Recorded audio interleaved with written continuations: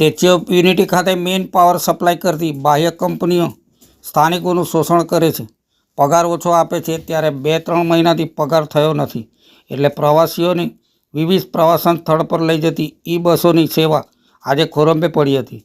ઉત્તરાયણ પર્વ ટાણે પગાર અને બીજી કેટલીક માંગણીઓને લઈને 55 ઈ-બસના 127 જેટલા ડ્રાઈવરો એકસાથે તમામ હડતાલ પર ઉતરી જતા એકતાનગર ખાતે ચાલતી ઈ-બસોના પૈડા થંભી ગયા હતા, જેની અસર સીધી પ્રવાસીઓ પર પડી હતી. પ્રવાસીઓએ સ્ટેચ્યુ ઓફ યુનિટીની ટિકિટ ખરીદી હોવા છતાં તેમને ખાનગી વાહનો કરીને સ્થળ પર પહોંચવું પડ્યું હતું. જ્યારે બીજી બાજુ જે પ્રવાસીઓ પોતાના ખાનગી વાહનો લઈને આવ્યા હતા તેમને કોઈપણ તપાસ કે ચેકિંગ વગર છૂટો દોર આપી દેવામાં આવ્યો હતો. આમ અન્ય દિવસોમાં પ્રવાસીની એક ગાડીને 4 જગ્યાએ ચેકિંગ કરવામાં આવતી હોય છે, જેનાથી પ્રવાસીઓ કંટાળી જાય છે. હાલમાં ઈ-બસોના ડ્રાઈવરોની હડતાલને લઈને તમામ ચેકપોસ્ટ ખુલ્લી મૂકી દેવામાં આવી હતી. જ્યાં ફરવું હોય ત્યાં કોઈ રોકટોક પણ નહોતી.